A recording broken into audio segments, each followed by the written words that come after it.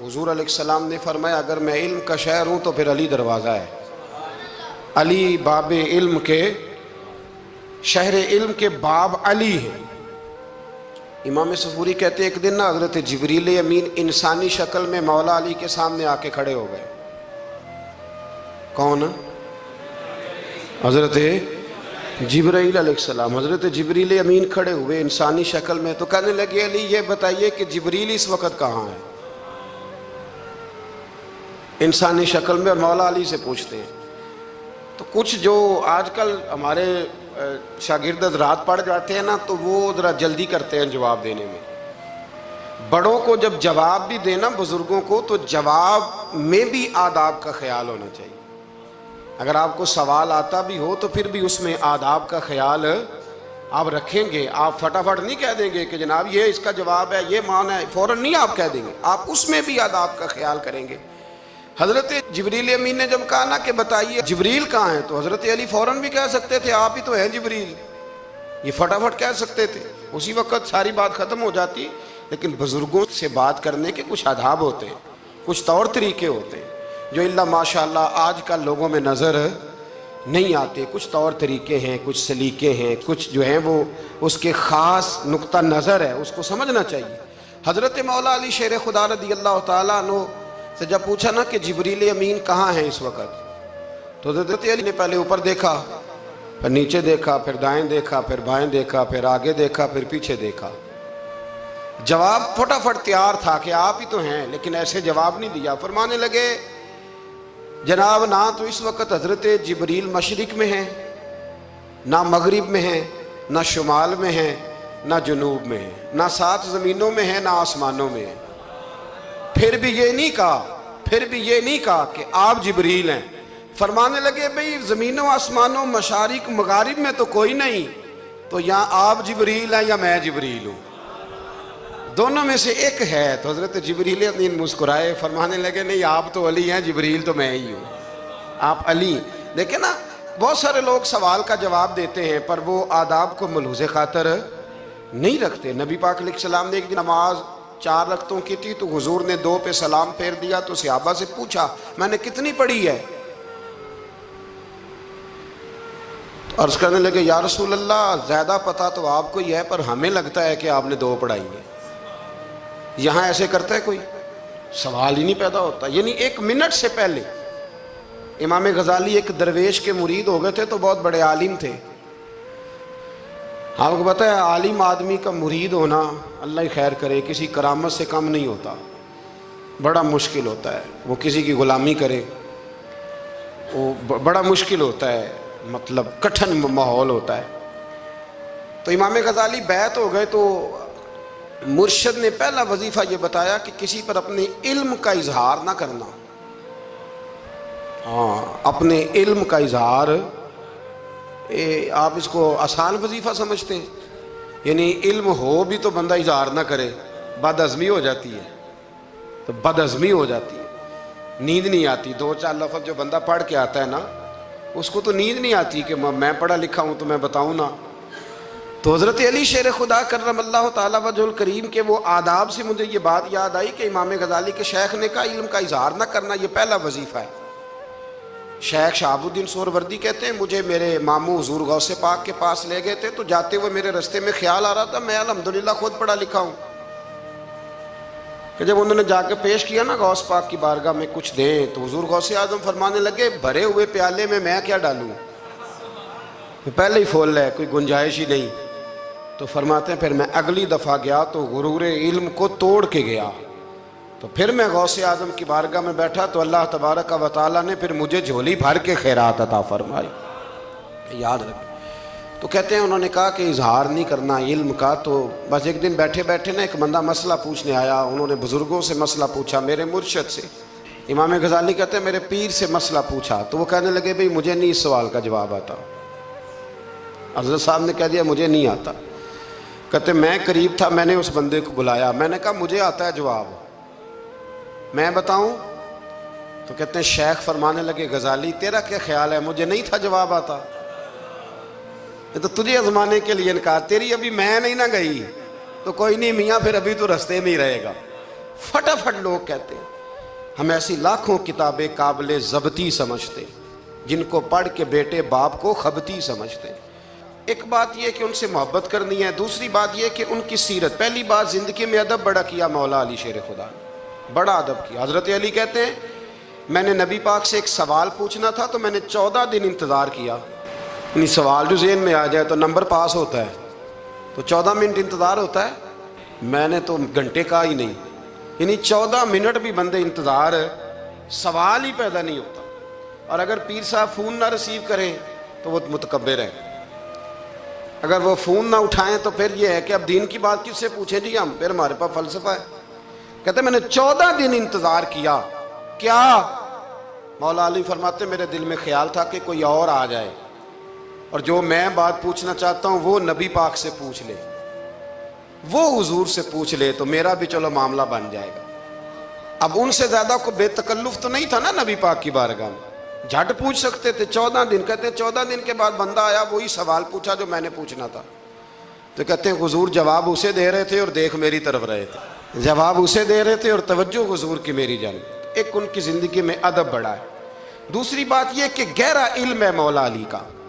हमारे यहाँ लोगों के पास इल्म होता है, इल्ला माशाअल्लाह बड़े बड़े अच्छे उलमा हैं, लेकिन बाज़ जगह पे इल्म बड़ा सतही सा है, सतही सा। यानी सारी ज़िंदगी जिस बंदे ने इल्म पढ़ा है वो गहराई तक नहीं उतरा, यानी उस पर अमल नहीं कर सका। तो अगर मेरा इल्म मुझे नफ़ा नहीं दे रहा तो मेरा इल्म किसी को क्या नफ़ा देगा। हज़रत अली का इल्म गहरा था, सियाना इल्म था, गहराई वाली बात करते थे, बड़ी सोच समझ के फैसला करते थे और बड़े ज़ीरक थे, दाना आदमी थे हज़रत मौला अली शेर खुदा रदी। और आपका फ़हम व फ़िरासत निराला था। एक शख्स ने कहा जी मैंने तरस खा के एक औरत से शादी किया, वो बूढ़ी थी, तरस खा के निकाह किया। मैं जवान, वो बूढ़ी है, पर मैं करीब जाता हूं तो मुझे पता नहीं क्या होता है।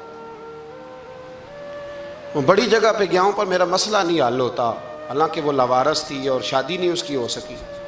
तो हज़रत अली शेर खुदा फरमाने लगे बीबी को मेरे पास लाओ, औरत को लाओ। वो लाए तो आप फरमाए तेरा निकाह नहीं हुआ? कहने लगी नहीं। फरमाया सोच ले, चुप कर गई। फरमाया कोई गुनाह किया हो? खामोश हो गई। कहने लगी मैंने बड़ी, मेरा आगाज़ था जवानी का तो मैंने एक नाजायज़ बच्चा पैदा किया था, फिर उसे फेंक दिया, आबादी में फेंका। तो हज़रत अली शेर खुदा फरमाने लगे ये तेरा वही बच्चा है। चूँकि जो इसने कैफियत बताई हैं वो ये है कि इंसान, माँ बहन जो उसकी होती है ना, कुछ भी हो जाए, अल्लाह ताला ने फितरी जज्बे रखे होते हैं। तो वो कोई हैवान हो तो बात अलग है, अगर इंसान हो तो वो मतलब इंसान माँ के सीने से लग भी जाए तो उससे शफकत का रंग तो नज़र आता है, लेकिन उसके अंदर वो जज्बात पैदा हो सकते नहीं। बेटी सीने से लग जाए तो वो वाले जज्बात उसमें आ। तो हज़रत अली शेर खुदा का इल्म बड़ा बारीक। तो आप फरमाने लगे मियाँ वो जो तेरा इसके ऊपर तरस आया ना, उसकी भी वजह यह है कि तेरा इससे कोई अज़ल से रिश्ता है, तो लिहाजा तुम्हारा निकाह ही मुनक। इतना गहरा, सियाना और पेचीदा, यानी बातों की गहराई तक। आज हमारे बहुत सारे मेरी तरह के लोग तकरीर करते हैं तो वो अवामी नफ्सियात के मुताबिक बात नहीं कर पाते, क्योंकि हम जो तकरीर रट के आए हैं वो तो हमने तो इल्म ज़ाहिर करना है और नारा लगवाना बड़ा शौक है। जब तक वो मतलब लोगों में शौक ना पैदा हो फिर बाद में गुफ्तगू होती है आज मैं जलसा लौट लिया है। तो मैं कहा करता हूं कि जलसा लूटा नहीं जाता, जलसे में तो कुछ लुटाया जाता है, इल्म दिया जाता है, फहम दिया जाता है, शौक दिया जाता है। तो ये क्या मतलब बात हुई? तो गहरा इल्म था। चौथी बात, इल्म भी था और तकवा भी था, परहेजगारी भी थी। जब आप खलीफा थे ना, अमीरुल मोमिनीन थे, अमीरुल मोमिनीन आप, मैं चलो सूबाई वज़ीर की बात नहीं करता, आप किसी ना हल्के से, जो वो हमारे पाकिस्तान में ओहदे बहुत ज़्यादा हैं, तो जिसको कोई हल्का सा ना, चलो पुराना वर्कर है तो कोई दे देते हैं, उसको भी मिल जाए तो 15 को वोट तो उसके भी कहीं नहीं गए मुबारकबाद के। अल्लाह उसे पूछें कि तेरा असल में काम क्या है, तो काम कोई भी नहीं होता उसका, बोर्ड लग जाते हैं, बड़ा क्या बात है जनाब, मौज बन गई। हज़रत अली अमीरुल मोमिनीन थे और कूफे के चौक में खड़े थे, कूफे के चौक में, और फरमा रहे थे कि भाई ये मेरी ज़िरा है, बड़ी कीमती है, یہ کوئی بندہ خرید لے. کسی نے قریب جا کے پوچھا امیر المومنین کیوں بیچ رہے ہو؟ تو فرمانے لگے میری طامت پرانی ہو گئی ہے، اب نہ اتنی پرانی ہوئی ہے کہ اس پہ پیوند لگنے کی بھی جگہ کوئی نہیں بچی، اگر یہ پھٹنے کے قریب نہ جاتی تو میں زرہ نہ بیچتا. امام حسن رضی اللہ تعالیٰ عنہ کہتے ہیں میرے ابا جی خزانے کا سارا منہ کھول کے اللہ کے بندوں میں بانٹ کے تو اس کمرے میں 2 نفل پڑھ کے کہتے تھے یا اللہ گواہ ہو جاؤ میں نے قوم کی امانت قوم پہ خرچ کر دی ہے. یہ پرہیزگاری، یہ تقوی، یہ ذوق حضرت مولا کائنات شیر خدا علی المرتضیٰ رضی اللہ تعالی عنہ. ہمارے ہاں نا ہم نے بانٹ دیے ہیں چیزیں، یعنی کوئی بندہ زہرا حضرت علی کے نعرے لگانے لگ جائے تو لوگوں کو شک پڑ جاتا ہے. تو ایک بندہ میرے کان میں کہنے لگا 2-3 دن سے یہاں علی علی ہو رہی ہے کان میں. اب بڑی جلدی ہمارے تھرمامیٹر والے لوگ بھی بڑے تیار بیٹھے رہتے ہیں. کہنے لگا 2-3 دن ہو گئے یہاں علی علی ہو رہی ہے. میں کیا دعا کر ہندی روے. تو کہنے لگا آپ نے کوئی وضاحت نہیں کی. میں کہا تینوں اصل وضاحت دی لوڑ نہیں، تینوں کسی اور شے دی لوڑ ہے. عجیب بیوقوف آدمی ہے بھائی. ان لوگوں کا تو رشتہ ہی کوئی نہیں مولا علی شیر خدا کے ساتھ. اور ہم جو ہیں ہم تو مرید ہیں مولا علی شیر خدا. اعلیٰ حضرت فرماتے ہیں کہ حضور سے پہلے بھی جس کو ولایت ملی ہے وہ مولا علی کے صدقے ملی ہے، اور قیامت تک جسے اللہ ولایت دے گا وہ مولا علی شیر خدا کے قدموں کی خیرات کی برکت سے دے. ایک سلسلہ علیہ نقشبندیہ ہے جو حضرت ابوبکر صدیق سے انسلاک کرتے ہیں، باقی تو تمام سلاسل کو سارا فیض ہی مولا علی شیر خدا سے. تو آپ یہ کیسی بات کریں گے کہ جناب وہ فلانے کا آپ. اور جی میں نے اسے کہا کہ شاید میرا دعویٰ کوئی نہیں پر میری جو اپنی تھوڑا بہت مطالعہ ہے نا، میں انسائکلوپیڈیا ہوں حضرت عمر فاروق کا.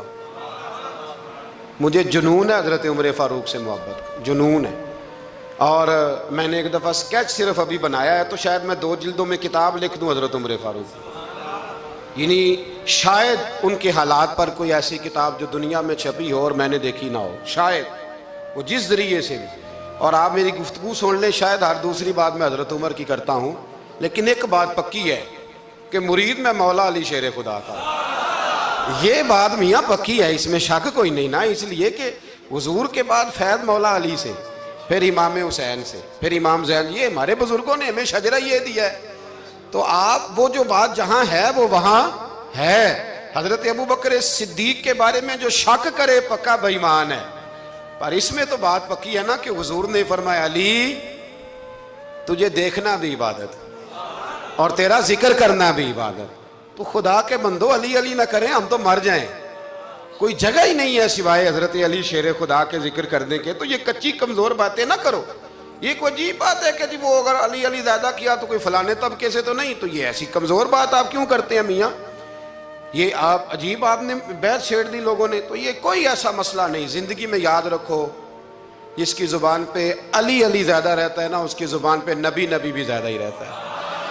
ختم ہو گئی بات. تو ان چکروں سے باہر آئیں، آپ باہر آئیں ان چکروں سے. اور اسی طریقے سے میں نے کہا تھا کہ ہم کوئی ترازو لے کے نہیں بیٹھے ہوئے کہ فضیلت کس کی زیادہ ہے. اما عائشہ صدیقہ جو ہیں وہ مومنوں کی ماں ہیں، اور اس میں کوئی دوسری رائے نہیں کہ اس خاتون کے امت مسلمہ پر اتنے احسانات ہیں کہ دنیا گن نہیں سکتی. لیکن یہ ہے کہ رسول کریم نے فرمایا کہ فاطمہ میرے جگر کا ٹکڑا ہے.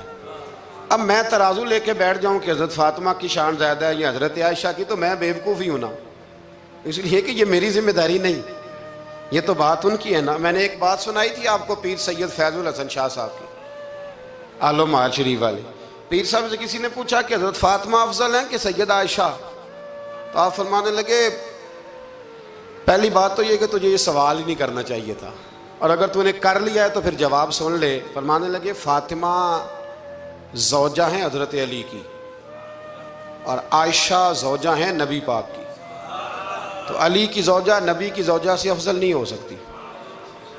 اور پھر فرمانے لگے عائشہ بیٹی ہیں ابو بکر صدیق کی، اور فاطمہ بیٹی ہے مصطفیٰ کریم کی. تو ابو بکر کی بیٹی نبی کی بیٹی سے افضل نہیں ہو سکتے. وہ بندہ کہنے لگا حضرت جی رزلٹ کیا نکلا؟ کہنے لگے گھر جا کے کٹ دا رہی تینوں گل دس چھڑی ہے. اب تو گھر جا اور رزلٹ گھر جا کے نکالتا رہے. میں نے تو تجھے نا بتا دیا ہے کہ جو اصل بات ہے وہ یہ ہے کہ ابو بکر صدیق کی بیٹی نبی پاک کی بیٹی سے افضل ہو سکتی نہیں، اور علی المرتضیٰ کی زوجہ نبی پاک کی زوجہ سے افضل ہو سکتی؟ باقی جا تو نتیجہ گھر جا کے نکال، نتیجہ گھر جا کے نکال۔ تو ہمارے بزرگ تو اس لیول پہ سوچتے، اس لیول پہ۔ حضرت عائشہ صدیقہ رضی اللہ تعالیٰ عنہ اگر گھوڑے پہ بیٹھتی تھی نا تو مولا علی لگام تھام لیتے تھے، ماتے تھے یہ ماں ہے مومنوں کی، یہ ماں ہے مومنوں۔ آپ کیا بات کرتے ہیں، حضرت عمر فاروق کو کبھی حضرت عائشہ بلا لیتی تو کانپتے ہوئے حاضر ہوتے، ماں ہے مومن۔ کچی باتیں چھوڑ دیں، عشق کرے تو کھول کے کرے، ڈر ڈر کے نہ کرے۔ میں نے درجنوں تقریروں میں کہا کہ منقبتیں لکھو حضرت صدیق اکبر کی بھی، حضرت عمر کی بھی منقبت لکھو، حضرت عثمان کی بھی لکھو، اور ہم سنتے ہیں الحمدللہ وہ ساری۔ لیکن میرے بھائی یہ یاد رکھیں، اس میں کوئی شک نہیں، ان کی عظمتیں، شانیں، فضیلتیں وہ بلندیاں ہیں، ہمارا یہی عقیدہ ہے، اور الحمدللہ ہماری نسلیں بھی اسی پہ قائم رہیں گی۔ ہم انہیں نسلیں مانیں گے ہی تاب کہ خلفائے راشدین کی جو خلافت کی ترتیب ہے وہی فضیلت کی ترتیب ہے۔ لیکن میاں یہ بھی تو ہے نا کہ جس کا جو مرشد ہو نا، اسے وہ بہرحال دوسروں سے افضل جانے گا تو فیض پائے گا، وہ جانے گا۔ تو اس لیے نظریہ ہمارا یہی ہے کہ وہ خلفائے ثلاثہ، حضرت مولا علی سے، اور حضرت علی کا اپنا فرمان ہے۔